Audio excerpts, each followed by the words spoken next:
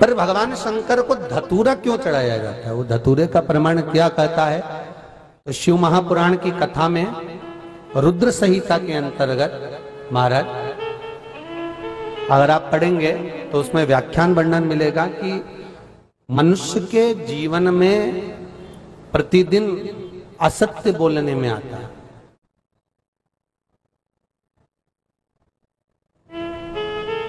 उसके मुख से कई बार असत्य का संबोधन निकल जाता है, झूठ निकल जाता है, असत्य निकल जाता है। तो हमारे यहाँ शास्त्र कहता है सबसे पहला धतूरा भगवान शंकर को अगर किसी ने समर्पित करा था तो ब्रह्मदेव ने करा था महाराज। और उसका भी प्रमाण है कि हर चीज का प्रमाण होना चाहिए। देखो कि आखिर भगवान के मंदिर के पीछे क्यों नहीं प्रणाम करते, तो उसका भी प्रमाण होना चाहिए। कि कोई आपसे पूछे तो आप बता तो सकते हो, केवल कथा के माध्यम से नहीं, आप उसको बता सकते हो कि ये कारण है। आप चंदन चढ़ा रहे हो तो उसका कारण बताना पड़ेगा कि ये चंदन क्यों चढ़ाया।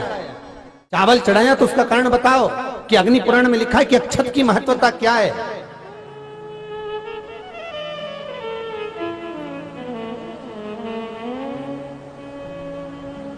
बेलपत्री चढ़ा रहे हो तो शिवलिंग का प्रमाण वर्णन करना पड़ेगा, लिंग पुराण को उठाकर बोलना पड़ेगा कि ये पार्वती का प्रतिबिंब है, ललिता जी का प्रतिबिंब है, सती का प्रतिबिंब है।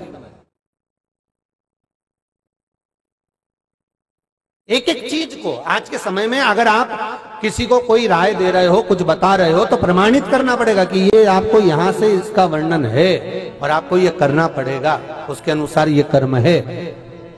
तो शंकर भगवान को सबसे पहला धतूरा भगवान ब्रह्मा ने चढ़ाया था। जिस समय भगवान ब्रह्मा का सिर कट चुका था, अभी आप आगे कथा सुनेंगे, ब्रह्मा का जब सिर कटेगा उसके बाद जब वो स्तुति करेंगे तो देखो भगवान शंकर को प्रसन्न करने के लिए धतूरा चढ़ाएंगे। शिव जी उनको कहते हैं ब्रह्मदेव ये धतूरा आपने मुझे चढ़ाया है।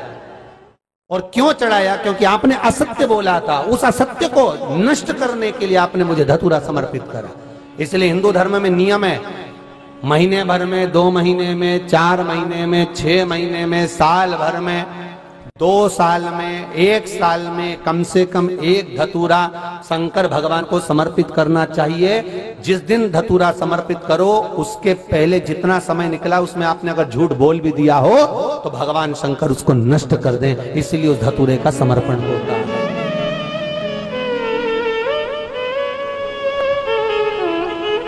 एक हमारे हिंदू धर्म में सबसे बड़ी बात है कि प्रायश्चित बहुत क्रम है महाराज। प्रायश्चितता का भाव बताया कि आप ऐसा करोगे उसके साथ ऐसा हो जाएगा, तो उसका प्रायश्चित ये है। आप कर सकते हो उसका प्रायश्चितता का भाव आप अमल कर सकते हैं, आप स्मरण कर सकते हैं।